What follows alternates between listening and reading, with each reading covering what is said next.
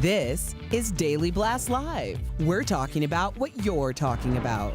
Real, honest, entertaining, live. DBL starts right now. 3, 2. Happy Halloween. Nice shot, Rob. Huh? Okay. We got some great costumes. We're gonna go around and make sure everybody gets a chance to see everybody. Great job. I hope you send your costumes in as well. Welcome to Daily Blast Live. It's Thursday, Halloween, October 31st. I'm here with Al, Brandon, Lindsay, and I'm Tori. We have a lot of spooky stories ahead. Sorry. Let's get right to it. Now, we do begin with the scariest story of all. The impeachment showdown just got very real. Moments ago, remember, we are live. Moments ago, the House passed its first vote on the subject. A resolution formalizing the inquiry and opening up the hearings passed on a very near party line vote. And just before House Speaker Nancy Pelosi spoke. Take a look. The facts are what they are. They can try to misrepresent them, but the fact is this is a process that is expanded opportunity for them to show anything that is exculpatory, proves the innocence of the president. These rules are fairer than anything that have gone before in terms of an impeachment proceeding. The president is defending himself, tweeting the greatest witch hunt in American history. So just so you guys know, the short and condensed version is they opened up a lot of things. We're now going to be able to see the testimony. We're going to be able to hear the testimony. It's going to be a lot more public what Republicans actually wanted. However, no Republican voted for it. And I don't understand why, if that's exactly what they wanted. Well, I think my thoughts are twofold. So one is that people are getting the transparency that they wanted, right? But I think that Republicans in districts know what's going to happen when this goes to Senate and nothing happens. So 31 Democrats that voted on this are in districts that voted for Trump. So I think in 2020 they're going to see the repercussions. If this goes nowhere, the American voter is going to say, we're done with you guys, and then the whole House and Senate will be But what was the Republican. whole storming the thing? We want transparency, and now we give it to you, or there's transparency, and now we're like, well, it's not going to work in the Senate. Well, I think that everybody knows it's going to be a spectacle, right? We all know that what's about to happen. They're going to call witnesses up. There's going to be two sides. It's going to go to Senate and fail. And so I think everybody's like, I know this is the due process of the Constitution, but it's really a waste of time. Okay, that's interesting. How do you feel? Wouldn't that be a reason to not do anything if you know it's going to go to the Senate and fail? Mitch McConnell's going to shoot everything down. So then what's the point of doing any kind of government at all? Well, the argument has been that people can go in their districts and do stuff that really matters to their constituents rather than trying to continuously impeach the president. I think this if is you know important it's not going to work. I disagree. I think this is important to every constituent in North America. I mean, United States of America. I messed it up. Same thing. Even Canadians are upset about this. Even Canadians are upset. We are getting an inside look at the secret raid on the leader of ISIS this past weekend. The Pentagon released this footage showing the Delta Force team outside the compound in northern Syria, where the leader of ISIS, al-Baghdadi, was killed. You can see the firepower there. Following the successful raid, you can see from this other footage, the U.S. forces completely destroyed the compound. The president tweeted out this doctored photo of himself and the hero dog that helped bring down al-Baghdadi. He also revealed the dog's name, confirming Conan, saying the dog was on his way to the White House next week. Now, people are upset because they're like, he photoshopped the dog. Yeah, obviously. Which is smart. I think that's smart because if you think about it, SEAL teams and Delta Force teams, they operate under anonymity. So it's not like he's going to take someone and put a Purple Heart on one of the actual humans who were involved with this. But go back to the war dogs in American society. Goes back to the Civil War, but also it goes back to World War I when when the comms would be down, they would run up to like 7 to 10 miles to go and relay messages so we could fight. I just think it's great how they've adapted to now they can parachute out, they can wear goggles, night vision. And I just, I'm glad this dog is getting that honor, but it represents what the entire SEAL team Delta Force. All right, toast, guys, to Conan. Toast Cheers. to Conan. To Conan. To Conan. All right, we have to give a big DBL shout out to the Washington Nationals. Clap, people. They are the World Series champions after beating the Houston Astros 6-2 in Game 7. It is the first time in 95 years that a DC team has won the title. And all across the nation's capital, fans celebrated the historic win. Just look how happy everybody is. Yeah. I wanted the Astros to win. There it is. There we go. That's the picture. Say it again, Lindsay. I wanted the Astros to win. And that's why they lost. But congratulations to the Nationals. Yeah, and Tori, you're a DC girl. Like, who did you think like really stepped up and came through in the Game 7? You know who I really thought was great? It really was a turnaround coming from behind. Corbin, the pitcher, great arm. Corbin, the pitcher? Corbin, the pitcher. And what about Howard Kendrick? That was at the very end. Okay. Awesome. I have that sports knowledge. Wow. You just put her on blast out. Was that good? No, yeah, that's good. Okay. No, I will say though that they came from behind, but their song is the Shark, Baby Shark, Shark, Shark, because one of the players walks out to Baby Shark because his kid wanted him to. So now that's the whole national song. That's horrendous. I wonder if they'll play that at the parade. Out? Wake up, Al. I wonder if they play it at the parade. They played it at the Kenny Center with tubas. Okay, interesting. Good times for everybody. Makes you not want to win a World Series. That segment was done 2 minutes ago. All right. This is a really interesting story, and I want to get your guys' take, especially on Facebook, on YouTube. Go to the DBL page, and we will read your comments. A grieving mom is having fun with her late son's gravesite. Her 18-year-old had a sudden heart attack and died. He loved the rodeo, and he was also kind of a jokester. So to make light of a grim situation, she's been decorating his tombstone with this skeleton wearing a cowboy hat. But the cemetery isn't a fan and keeps removing it. So I want to know, is this disrespectful or a kind-hearted gesture? Again, he died young, was a total jokester, around the horn. Disrespectful or actually quite genuine? I just don't like it at all. It's disrespectful because if you're sitting there and you're going to visit your grandma's gravesite at night and see that would scare the crap out of me. Why would you go see? Well, okay. You know, people go at night. They want to be in peace. They don't want everybody to see them there. I don't want to see that. I'm easily scared. Oh my gosh, that's kind-hearted. That's how are we to tell someone how to grieve? That's her son. Her kid was taken away too young. I understand what she's doing. If someone doesn't like it, don't go at night. Go during the day. How do you feel? You know, I think your right to grieve ends with my right to grieve. So if my God, you know, my father is laid to rest, I don't know if I'd like that right next to his grave. If I was, you know, if I'm taking my kids and they're like, what is this cowboy hat on the skeleton? I think a good kind of like median is like maybe she did that in the backyard or something where she had another tombstone and just kind of had something fun to remember him by. Because I think with that, I just wouldn't want, if I was trying to lay him out to rest, I wouldn't want people touching that. So I would just try and keep it personal. What about you? I don't mind it. I think it's like celebrating someone's life, and I understand you're next to someone on a plot, but what if it starts a trend? What if somebody's like, oh, this guy's a barber, so I'm going to put a barber chair right now? It's like, I understand. But I also think that's her way of grieving with her son. And right, but that's her. She's in a public plot. And then, so the cemetery, why don't we just, just put out a piece of land for people who want to do that? They do. It's called people that pay extra money. Yeah, so let's, are you okay with that? Yeah, she has a big enough plot. Right. Yeah. Right. Well, let us know what you guys think, because I'm kind of on the fence. Well, a bartender in Missouri has reason to celebrate. A patron gave her a lottery ticket as her tip, and get this, it was a winner. She walked away with 50 grand. So first off, is this a bad tip? Yes. This guy goes he's giving paper as a tip. Yeah. I would like that as a tip. I feel like I believe that I'm lucky enough to win also. Me too. Yeah, I take the lotto tip. Don't they say that you have a better chance of getting in a car accident going to buy a lottery ticket than the actually hitting the lottery? I think it's like 1 in 40 so million. It's not a good tip. Yeah, but I think that I'm that lucky that I'm wow. 1 in 40 million. That's I think after 3 years of just getting paper that you're throwing away, you're like, hey, buddy, no more Miller Lights till we get some dollar bills on us. You have 12 other customers that are going to pay you cash, so just one ticket that might win you 50K. So one person doesn't have to tip? You're setting a bad precedent. $5 or I don't see you. I like a little scratch off. No, you better, look, tip to everybody. If you go to bars, the first time you go, if it's a new bar, tip heavy, $10 or something. That way they'll always get your attention. Because if you tip $1 or a lottery ticket, it's Stevie Wonder, they're not going to see you. Stevie Wonder, all right. DBL is live and coming up, a Halloween nightmare turned deadly for a teenager 20 years ago. The search for a murder suspect in today's True Crime Chronicles. And you, the viewer, are our fifth host. Schools are canceling Halloween celebrations for a variety of reasons, and a lot of parents and kids are peeved. Should schools ban Halloween? Your comments coming up next.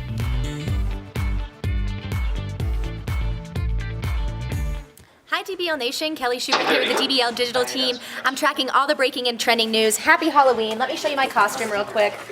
Rise and shine. No, I'm not the Jimmy Dean man. I'm a viral Kylie Jenner video. Let's go to the desk and see what's going on with our host. Oh, yes, sir. Hi Tori, we've got some comments coming in, right? Yeah, someone just said, what the heck is Tori smoking? I don't know what that means.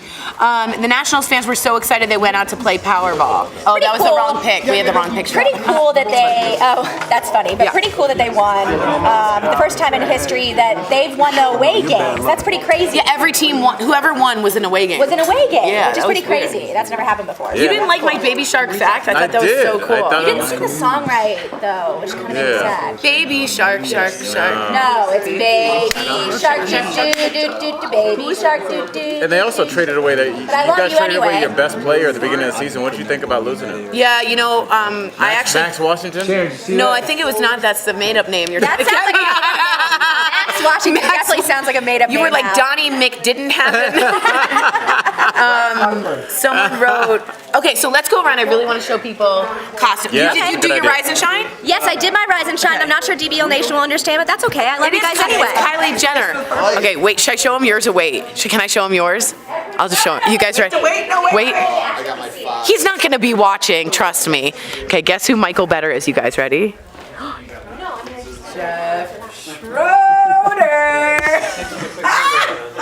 Hi everyone. Oh my God! Just say mean things to me. I hate airports. That's so good. They're gonna love that. Oh, and by the way, guess who is David Briggs? He's Michael Better. So he's not gonna be doing any work today. No work. No work, right, David? Yeah. Maybe one day out of the year I'll do some work. Adorable Mike. So people have really good costumes. I want to show you Rosalind's. Rosalind's is an adorable tiger. No, you're not. Oh, scary tiger. Is that it?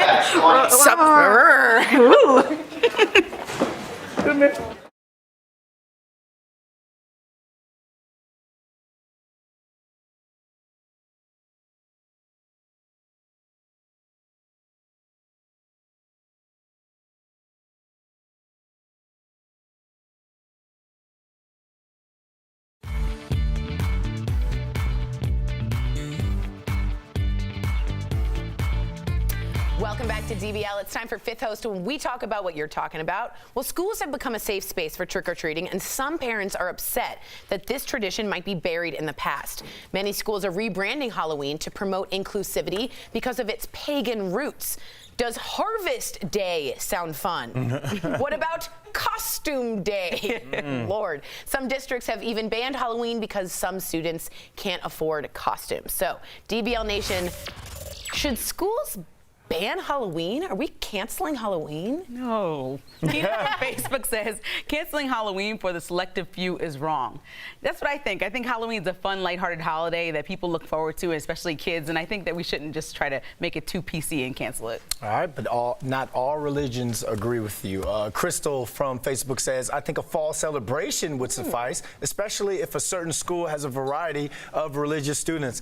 I go through the New York Giants. I do NFL Play 60 events at certain schools, and certain kids of different religions aren't allowed to participate, and that's just Play 60 in terms of getting kids active. I think Jehovah's Witness is one of them. Yeah, and some Muslim children as well. So when we're talking about Halloween and what certain people of Christian faith, they don't, if you're really of Christian faith, you're not supposed to honor this as the goons and the golds and all that and the satanic worshiping that goes along with it. So I don't know. Well, you've got people dressed up. Don't go to Brandon's house. I disagree with this. Like, Thanksgiving has messed up roots, right? But we all still sit down with our families and celebrate. So I don't think that we should. Very good point, Yeah, come on. Lindsay. Okay, where are we going? All right. All right, and you guys, Friday, I'll just tell everybody, I'm having a satanic worshiping party. Friday night, me and Brandon are throwing it. Don't go, Brandon. Yes. You don't celebrate. Brenda from Facebook says, let kids be kids, and if parents don't want their kids taking part, keep them home. Brenda, I think in this situation, I'm going to have to agree with you. I grew up a long time ago, but I do remember there were kids that opted out, and they made provisions for them. They watched movies. They still had fun in there, but because of religious reasons or for whatever other reason, they didn't dress up. And everybody respected that. I don't remember those kids getting bullied for that, and I'm pretty sure, according to Facebook, those kids turned out okay. So I think, I think that putting on a Halloween costume is part of growing up and part of being around your friends. I would have to agree with you. Kelly from Facebook says the elementary school that my boys attended has never acknowledged Halloween. It was never a big deal.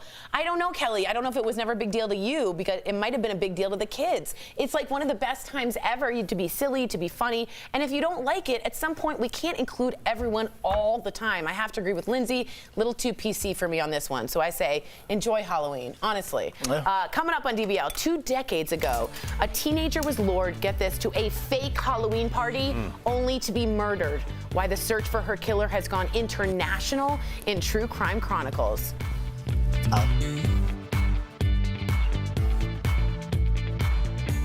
We all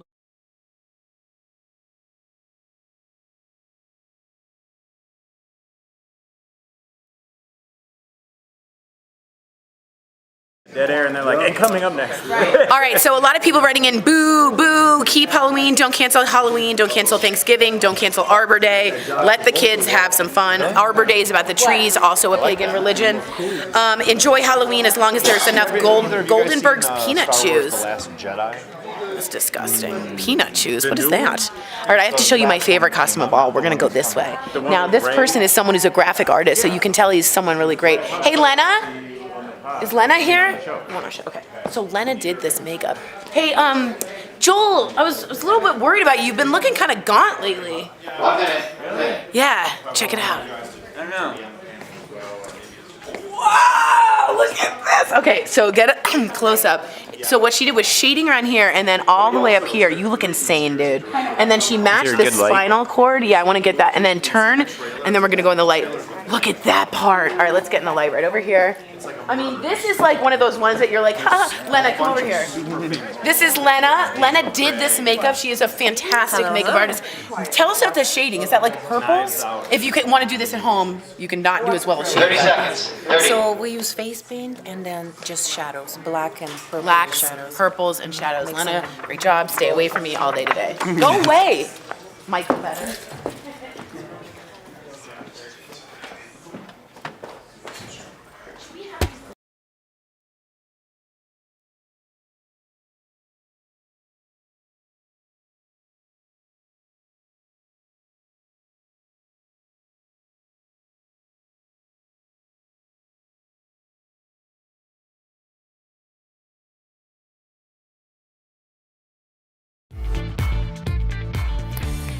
Welcome back to DBL. A Halloween horror story that you would only see on the big screen came true for a Texas family. Felicia Ruiz was lured to a fake Halloween party only to be attacked and killed.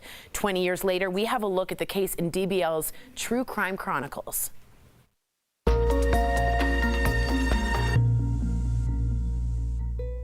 Just 17 years old, Felicia Ruiz had her whole life ahead of her. She was a good student. She was always home on time. It was October 1999. Felicia was approached by one of the largest and oldest Hispanic street gangs. She just flat told us they were trying to get her to join the Latin Kings. In fear, her parents pulled her out of high school.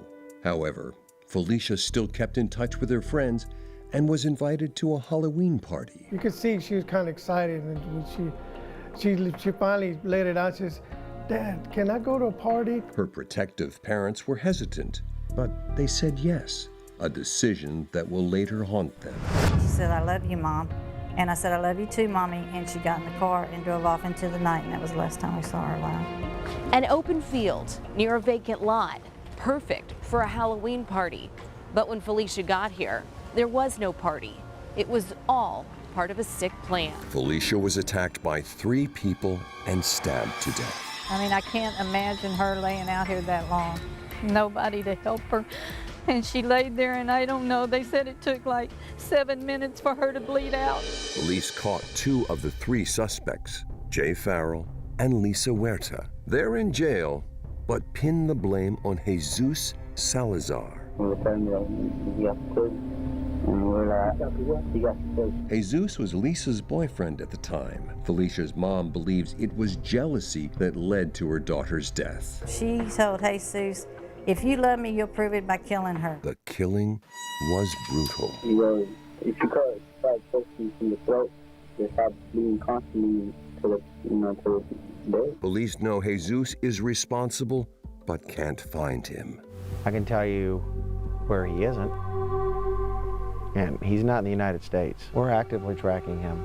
It's a continued ongoing investigation. Police believe he escaped to his hometown in Venezuela. It's not fair that he lived here and he murders an American girl, and then he goes back to Venezuela and gets protected. 20 years later, her family isn't giving up. He's going to get caught, so he better start looking over his shoulder because justice is coming.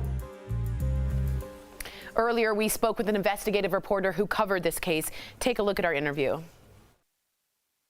We are joined now by reporter Grace White at our sister station, KHOU in Houston. So, Grace, a very disturbing case. 20 years later, are police any closer to finding the main suspect, Jesus? You know, they have gotten several tips. One came in a few years ago in the form of a picture that surfaced on social media. It had Jesus Salazar front and center. He was smiling, holding a beer in his hand. And again, it came from social media. Investigators have said throughout their work on this case, they had two jobs. One was to locate him, one was to arrest him. So they feel like that picture, they've been able to locate him. And certainly now they're working to arrest him and bring this family justice. That kind of leads to my next question, and I guess maybe you kind of answered it. How did the police find out that he's in Venezuela? And just, I can't imagine, but how do the parents feel about all of this? It's so incredibly difficult. Venezuela is Jesus Salazar's home country, so investigators believe he has a network of friends and family there that can support him. They do know that years ago, after this all happened in 1999, that his father flew from Venezuela to pick Jesus up in Miami and fly him back to that country. So they believed that he was there all along. But then again, a few years ago, when this picture surfaced on social media, they were able to track him, and they tell us they're still tracking him actively now. Wow. Wow. Well, this story was featured on Tegna's True Crime Chronicles podcast this week. I want to know, we all know why it's important to keep this story alive. What are some good ways to do so? Social media, podcasts, what do you think, Grace? Yeah, I think this mom is really my inspiration. She's never given up hope and fighting for justice for her daughter. She continues to talk to reporters across the country. And I think social media, knowing that tip a few years ago, the biggest break in the case came from a viewer, came from social media. Wow. I think that is the biggest thing we can all do. And I'll never forget what this mom told me. She said, Grace, this was the last thing I said to my daughter before she closed the casket at her funeral. She said, I promised her I would find justice and find the people who did this to my daughter. Wow, Grace, I have chills. That statement is every parent's worst nightmare, and she too is my inspiration, and we pray that she gets justice. Thank you so much, Grace. If you want to read more on this case, go to khou.com, and to listen to the podcast, search True Crime Chronicles on the Stitcher app or your favorite podcast player. Thank you again, Grace. We will be right back.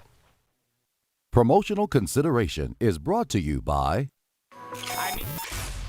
Hey guys, welcome back to Beauty Blast. I'm Jeray for the Slay, and today we're talking about how to protect your skin from harsh winter weather. Yes, my friends, I know it's that tragic time of the year where none of us want to go outside. I just want to curl up into a ball with my honey and stay warm. However, life's just not that simple. And with that being said, it's important to protect your skin during these harsh winter months. So I'm here to show you 3 steps to protect your great, beautiful skin and keep it looking fabulous. Now, step 1, switch over to a hydrating primer. I know during the summer we want to block those pores, block that oil, and block all the hydration from coming up. But during your winter months, you actually want to influence a little bit more hydration into your skincare. Yes, my friends, if you haven't noticed, everyone's coming out with a hydrating primer, and that's because we need it to help boost up our skin cells' hydration. Now, this doesn't mean you have to slather your face in oils right away, but a nice little oil might help your skin out a little bit. Now, step 2 is going to be to add a hydrating mask into your skincare routine. Now, we all know I'm a huge fan of masking through the week. You should always mask at least once or twice a week, but maybe you should start switching that mask over into just a simple hydrating mask. One of my favorites is the Super Bouncy Mask from First Aid Beauty. This is a great easy mask to put onto your skin. Sit back, sip on some wine, honey, and enjoy a nice snow day if you can. Unless you work at Daily Blast Live, where we stay live all the time. It's fun. Now, step 3 is going to be influencing a little bit of oil into your skincare routine. Now, this is going to be super duper beneficial for you to help secure all the hydration into your skin. But you gotta be careful, which means you need to watch our next Beauty Blast video tomorrow to figure out how you can involve some more oils in your skincare routine. For more Beauty Blast info and for more beauty tips, follow me at Dre for the Slay or right here at Daily Blast Live. We'll talk to you soon.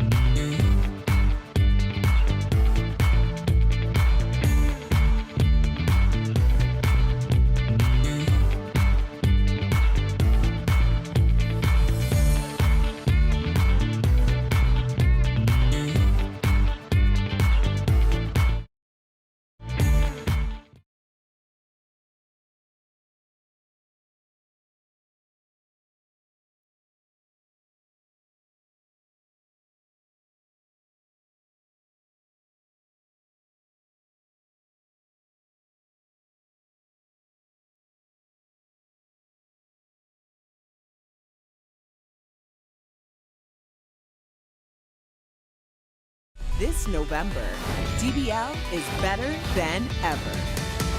Our DBL hosts get personal in a DBL Feud Showdown.